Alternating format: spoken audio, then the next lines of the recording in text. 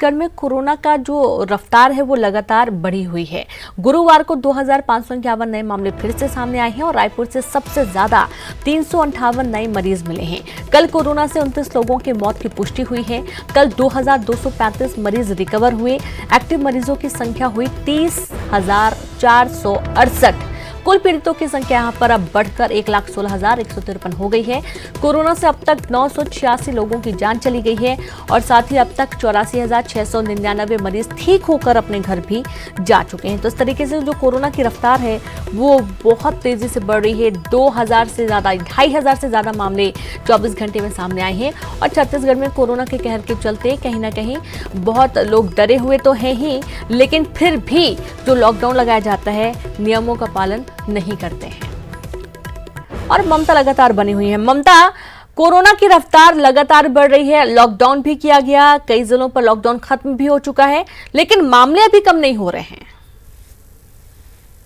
देखिए, मामले तो तभी जो है वो कम होंगे जब आदतों में सुधार किया जाएगा। जिस तरह से हमने देखा कि लॉकडाउन जैसे ही खत्म हुआ, दूसरे दिन आपने देखा था कि किस तरह से जो है कांग्रेस का जो प्रदर्शन हुआ था उसमें किस तरीके से जो भीड़ है उसने अपना जो सोशल डिस्टेंसिंग है वो मेंटेन नहीं किया था, तो वो उसका असर बाद में दिखाई देगा। इसी तरीके से हम देखते हैं कि और हमने एक पॉलिटिकल पार्टी का इसलिए जिक्र किया कि लोग जब देखते हैं इस तरह से, हम आम आदमी से ही उम्मीद करते हैं, लेकिन कहीं ना कहीं पार्टियों को भी अपने जो काम है, चाहे वो बीजेपी हो, चाहे कांग्रेस हो, चाहे जोगी कांग्रेस हो, तमाम जो पार्टियां हैं उनको अपने आयोजनों पर या इस तरह के कोई इवेंट करते हैं तो उस पर खासतौर पे एक तरह से कहें कि थोड़ी सी लगाम लगाने की जरूरत है। और अगर आयोजन करते, किसी तरह का कोई इवेंट करते भी हैं या विरोध प्रदर्शन भी करते हैं तो वहाँ पर प्रॉपर सोशल डिस्टेंसिंग का पालन करना चाहिए।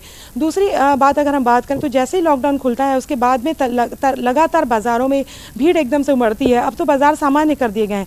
उसके बाद भी आपको दिखाई देगा कि किस तरीके से लोग एक दूसरे से सट के खड़े हुए नजर आते हैं, जैसे कि बाजार तुरंत खत्म होने वाला है।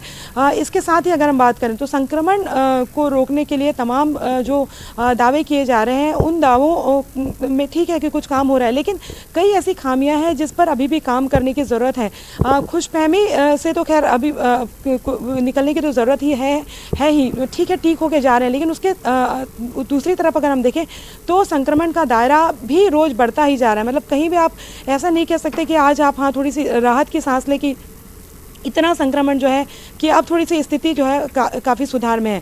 तो इसको लेकर आप सोचने की ज़रूरत है। आने वाले समय में आंकड़े और भी जब भयंकर होंगे तो स्थिति को संभालना काफ़ी मुश्किल हो जाएगा।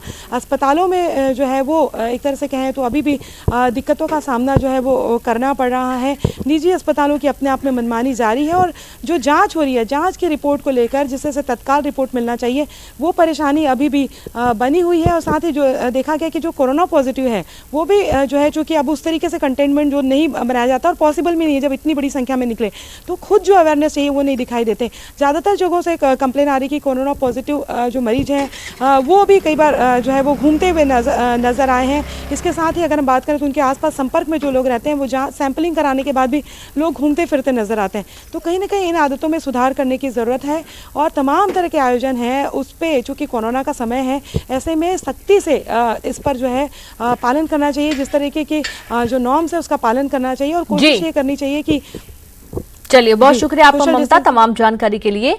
तो इस तरीके से प्रत्येक व्यक्ति की खुद की जिम्मेदारी है कि वो